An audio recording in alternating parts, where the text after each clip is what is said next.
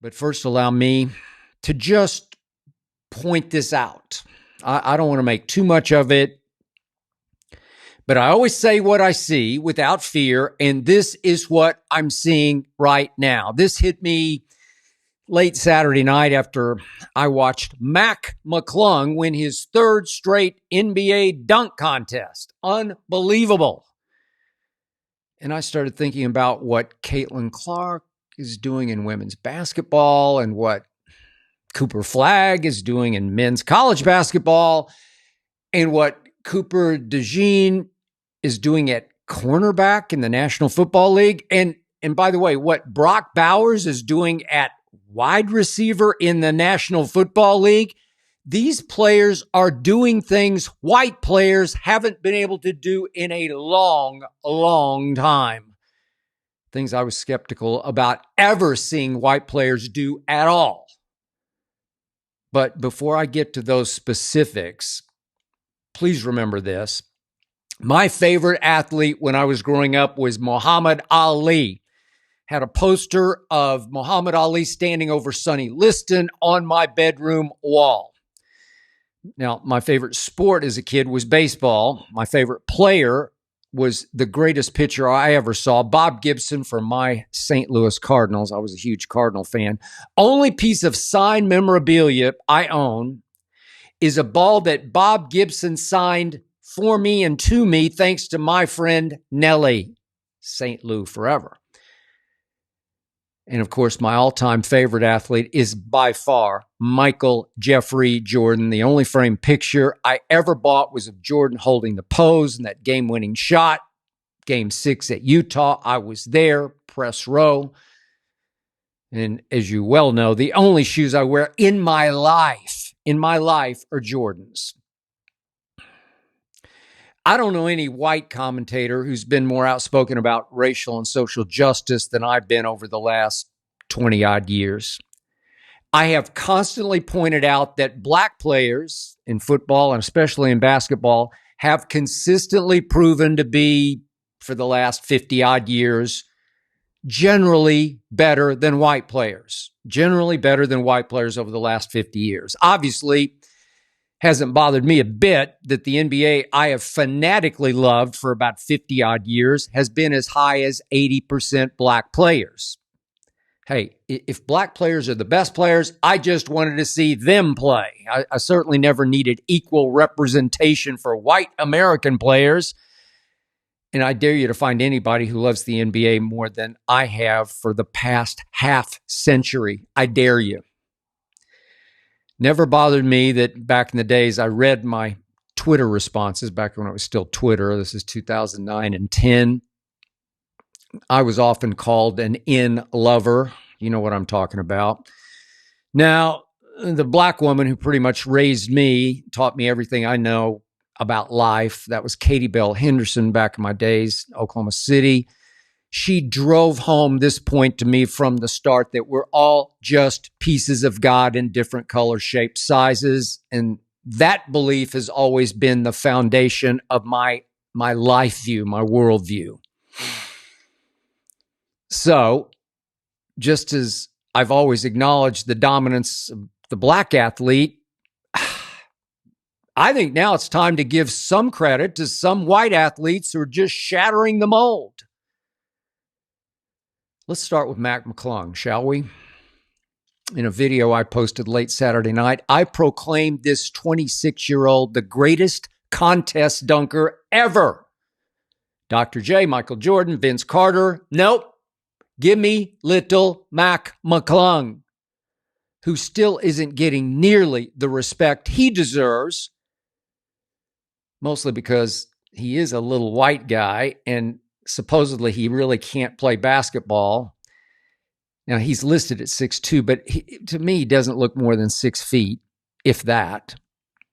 And by the way, I was there in Dallas in 1986 in press row, front row, when my friend Spud Webb beat his teammate Dominique Wilkins in the dunk contest, beat him fairly and squarely.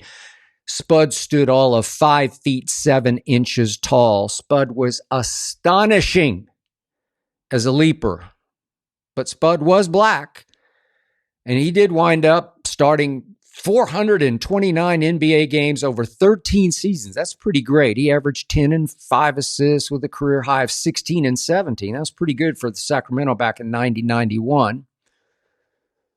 Mac McClung is a perennial G leaguer, but I must admit I wasn't fair to Mac McClung in his first 2 dunk contests because I failed to realize he is at least a G League star. I mean, he was Rookie of the Year in G League. Pretty great. He was the MVP last year of the whole G League. Pretty greater. He has averaged 25 a game for the last 2 years, albeit in the G League, but he's still, well, let's just not disqualify him as a basketball player. I did watch Friday night Mac McClung in 2 of those shorter Rising Star games that they played. He did some nice things, no dunks though. But here's the point. In 1992, the great Ron Shelton gave us a movie called White Men Can't Jump, starring, you might remember, Woody Harrelson, Wesley Snipes as these street ball hustlers. I guess Woody's character could jump a little, the white guy, but I grew up hearing that white men can't jump. Now, no coach ever said that to me or to a team I played for, but my friends and I just accepted that the black kids we played against were just a little more athletic, just able to leap better than we could leap. Even though I was at, 5'11", I was the 6th or 7th man. I did start 3 games for a high school team that did make it all the way to the state finals and lost.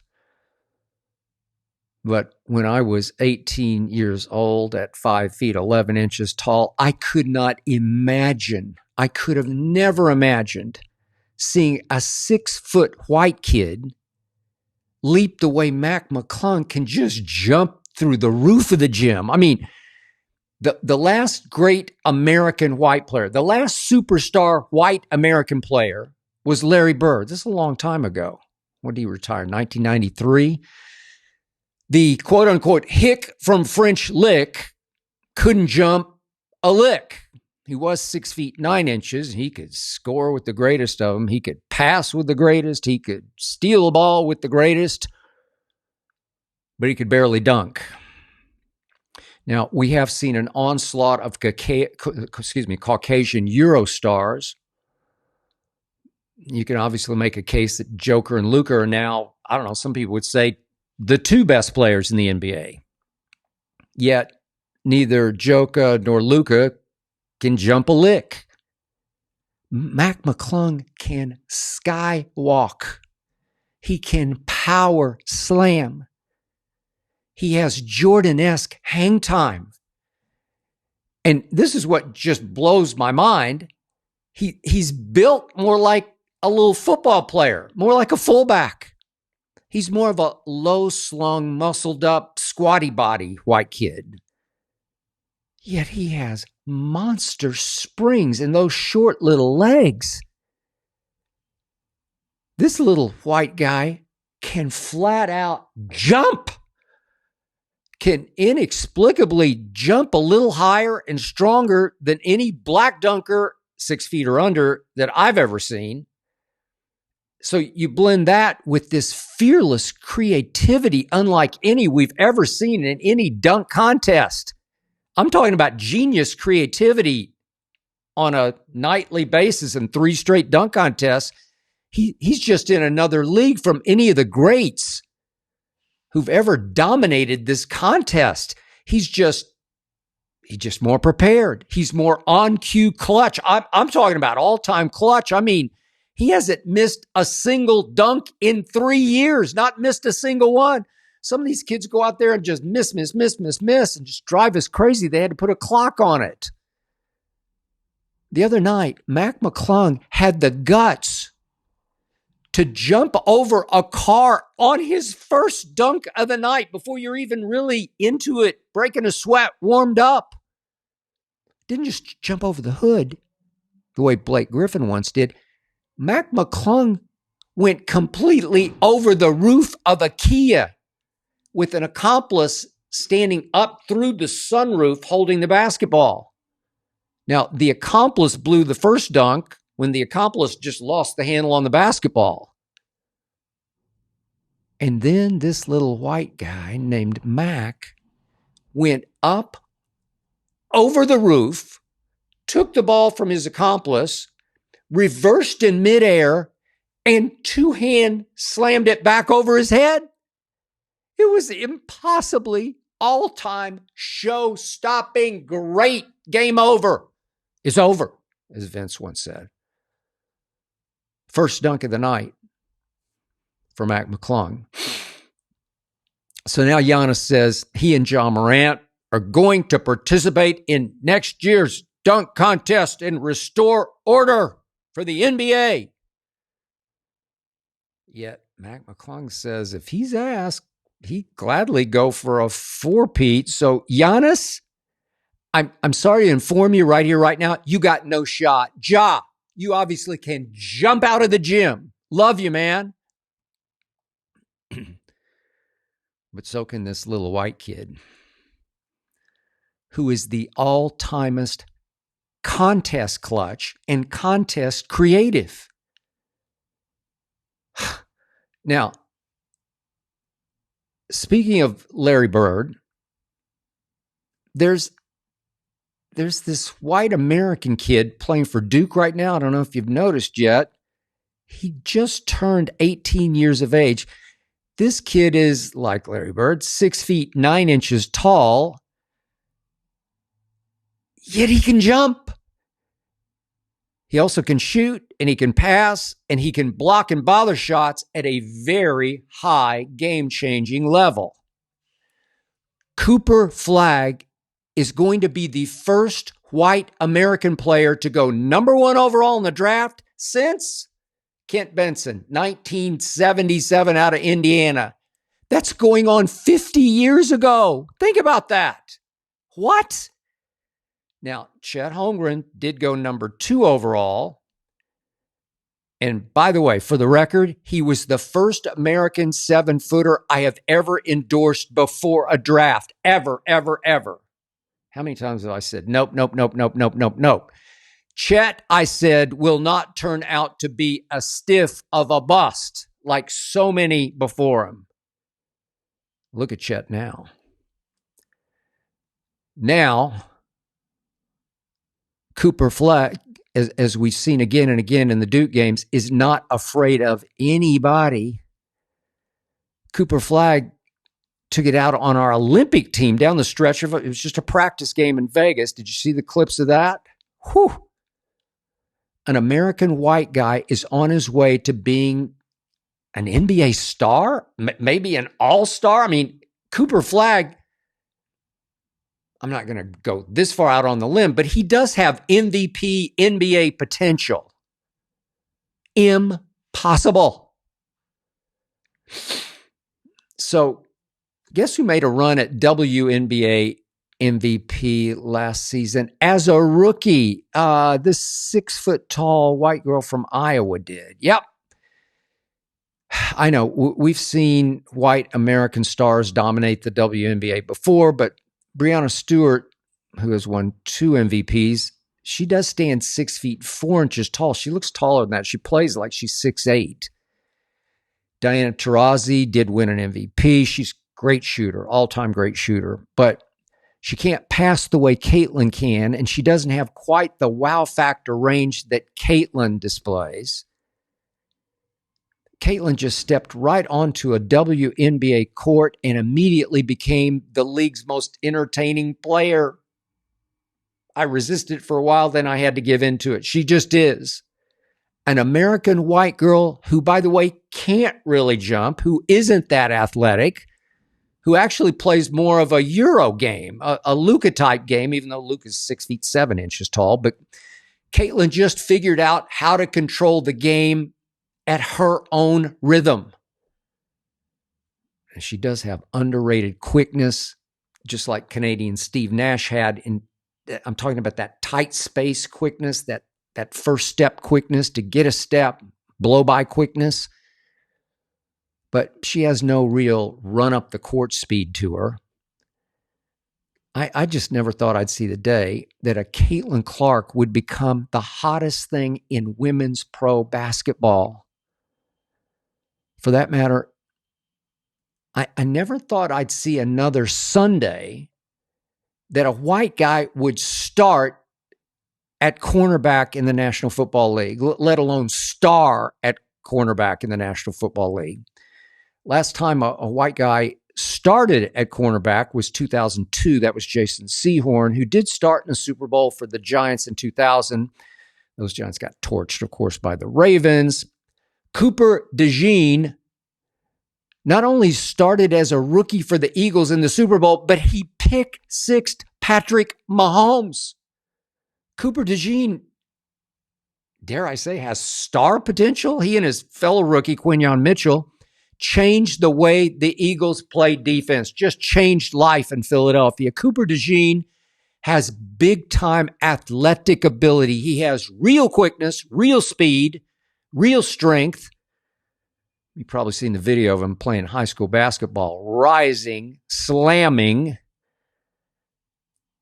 And you wonder if Cooper DeJean was ever socialized by parents or coaches to believe that white kids just don't play that position. They don't have the tools to play cornerback.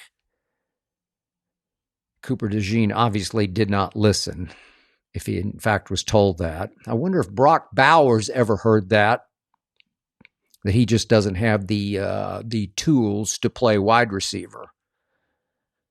I said before the season started that Brock Bowers would be the best receiver in the rookie class, not tight end, receiver. And he was. He was a little more dominating than Malik Neighbors. He was quite a bit more impactful than Marvin Harrison Jr. Brock Bowers goes 6 feet 3 inches tall by 245 pounds, and he can flat out move. He has burst. He has wiggle. He has stop start.